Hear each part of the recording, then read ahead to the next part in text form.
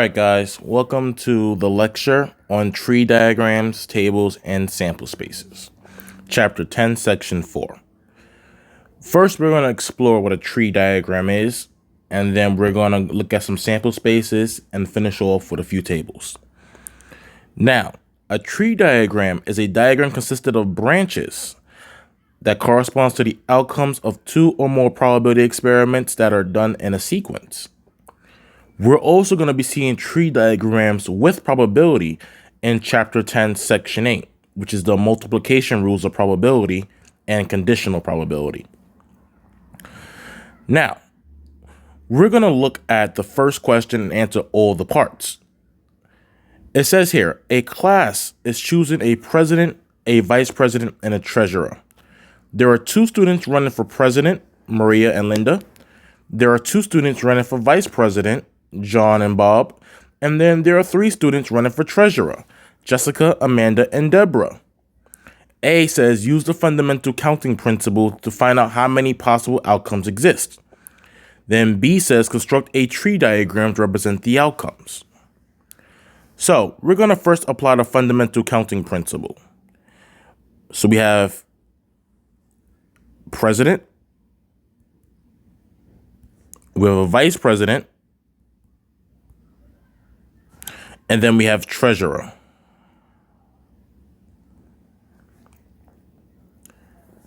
There are two nominees for president, Maria and Linda. So there can be two possibilities for president, two possibilities for vice president, which is going to be John and Bob. And then we have three candidates that can possibly be the treasurer. After that, we're going to multiply each of those procedures. 2 times 2 is 4. 4 times 3 is 12. There are 12 possible outcomes.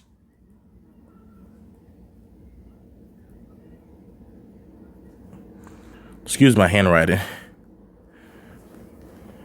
What we're going to do is we're now going to identify all the possible outcomes by constructing a tree diagram.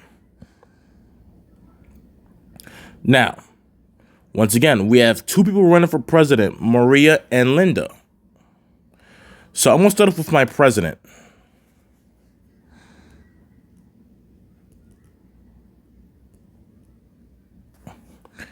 So my two options is Maria.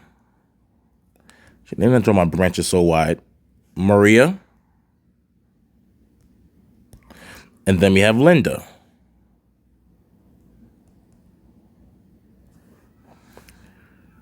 Now I'm looking at vice presidents. I'm going to put vice for vice presidents. Going back up for vice president, we have two options, John or Bob. So we can have an option where Maria is the president and then John, I want to draw it a little bit wider apart.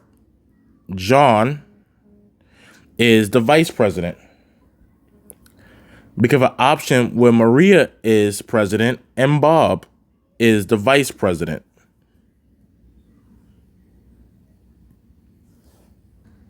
We can have an option where Linda is president and John is vice president. And then we can have an option where Linda is president, but Bob is the vice president.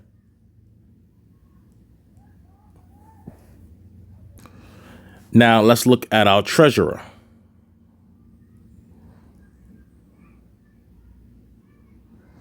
And we have three contenders. We have Jessica, Amanda, and Deborah.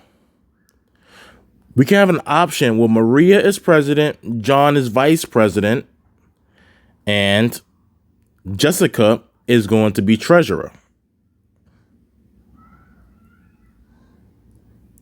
We can have an option where Maria is president, John is vice president, but in this case, I believe it's going to be Amanda. Amanda is going to be treasurer. Then an option where Maria is president, John is vice president, and then Deborah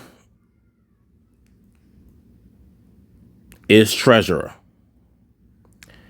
We're going to repeat the same process for the next set of branches. Maria, Bob, and Jessica. Maria, Bob, and Amanda. Maria, Bob, and Deborah. So far, and we count the entire branches, which goes all the way through. We have 1, 2, 3, 4, 5, 6. We're halfway there. Remember, there are 12 outcomes. So we're going to continue constructing this tree diagram. Voila. This is, well, it's kind of a not so well constructed representation of the tree diagram, but it will look something like this. Now, we're going to use this tree diagram to answer certain questions. So make sure you write this down in your notes or take a screenshot of it, because now we're going to go answer parts C and D. C says, how many outcomes have both Maria and Bob chosen? Well, if I'm looking at Maria and Bob chosen, Maria and Bob, we can then choose Jessica. We can then choose Amanda, or we can then choose Deborah. So that is going to be 3 outcomes.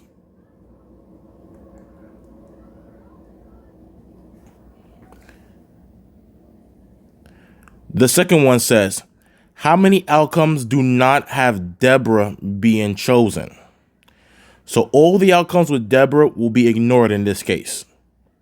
I'm going to reset the problem. Now, once again, Deborah is not be chosen. So it could be Maria, John, and Jessica. Maria, John, and Amanda. Maria, Bob, and Jessica. Maria, Bob, and Amanda, because every option with Deborah is being ignored. We can then have Linda, John, and Jessica. Linda, John, and Amanda.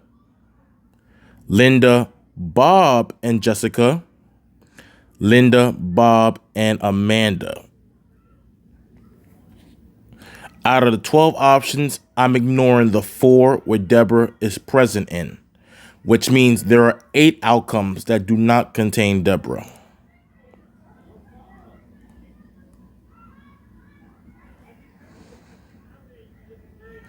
All right, guys, that is it for question number 1.